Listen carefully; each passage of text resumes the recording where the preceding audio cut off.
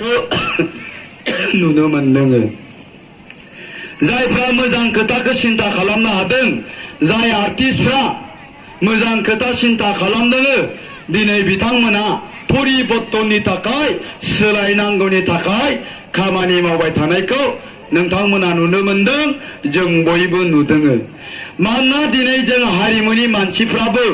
आर्टिस्टफ्राबो दाजाब दानख' खालामदों हिसाब खिताब खालामदों बे 17 बोसोरनि गेजेरावहाय बिपिएफ सरकारा हाग्रामा दैदेननाय बे बिपिएफ सरकारा जों आर्टिस्टफोरनि थाखाय जोंनि हारिमुनि थाखाय मा मावखो मा मावदिया जोंखौ माव नेवसिबोखो बबेयाव थगायबोखो जोंबो दिनै आर्टिस्टफ्रा बिनि मोनसे हिसाब खिताबखौ खालामदों आरो हिसाब खिताब खालामनानै जोङो मोनसे पिक्चारखौ दिनै रोखायै नुनो मोनदों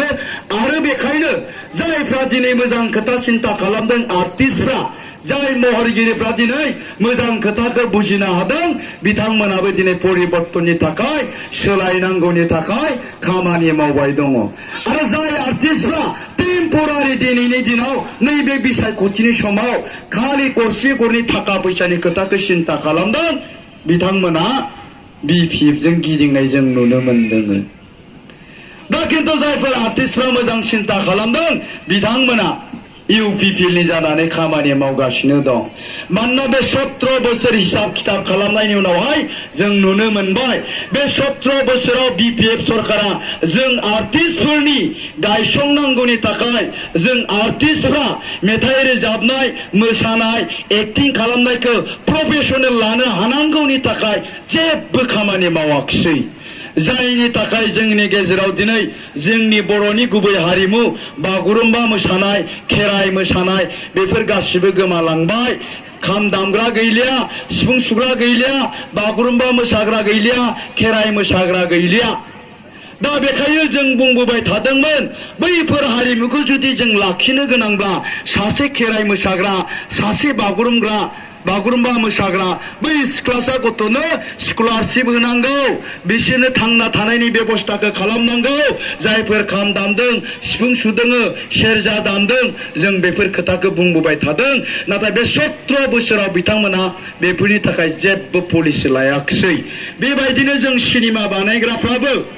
बे 17 बोसोराव जोंनि बर' सावथुन मुलुगखौ साबसिन खालामनांगौनि थाखाय जोंनि बर' सावथुन मुलुगाव एक्टर जानाय एक्ट्रेस जानाय साफ्रोमबो आर्टिस्टफ्रा प्रफेशनेल हिसाबै लानो हानांगौनि थाखाय जोंबो खोथा बुंबोबाय थादों जों बिथांमोनखौ बुंदोंमोन जे जोंनो मिनि सिनेमा हल नांगौ बिटिसिनि मोनफ्रोमबो ओनसोलाव जुदि जोङो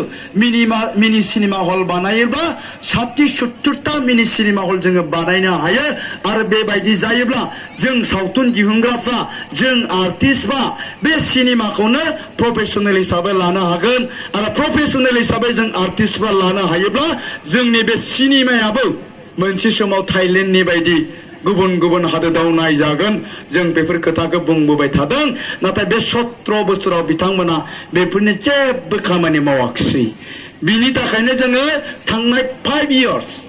2015 सननिफ्राय 2020 सनसिम बिसोरलाय बे फैसाखौलाय कालचारनि फैसाखौलाय माथो खालाममारखो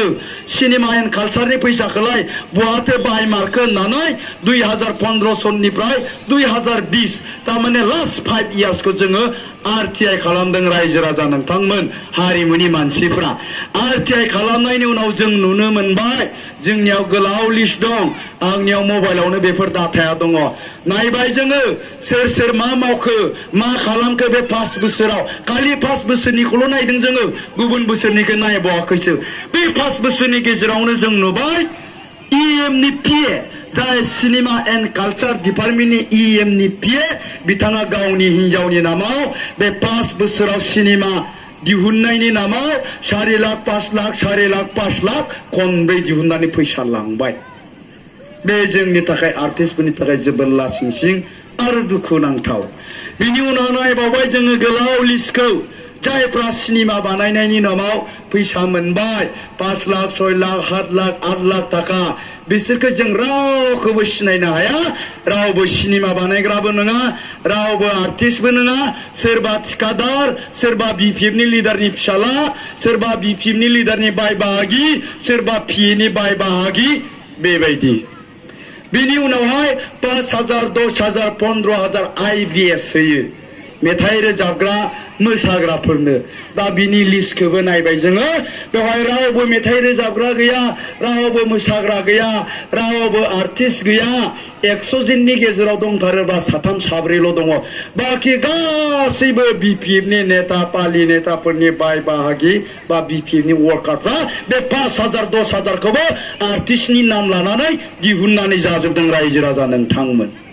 दा बेखायनो जोङो बुंदों जायफोर आर्टिस्टफ्रा मोजां खोथा सिन्था खालामनो हादों जोंनो परिबर्तन नांसिगौ जोंनो सोलायनाय नांसिगौ जाय सोलायनायनि गेजेरजों जोंनि बर' हारिमुखौ आरो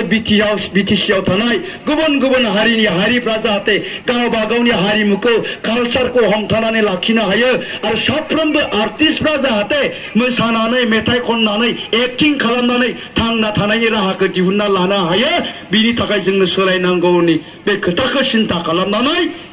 जोंनि माखासे आर्टिस्टफ्रा दिनै ओंखारबोदों रायजो राजा नोंथांमोन दा बेफोरबायदिनो आंबो ओंखारबोदों जोंबो ओंखारबोदों खारन जोङो प्रमद बर' सारजों रायलायदों जे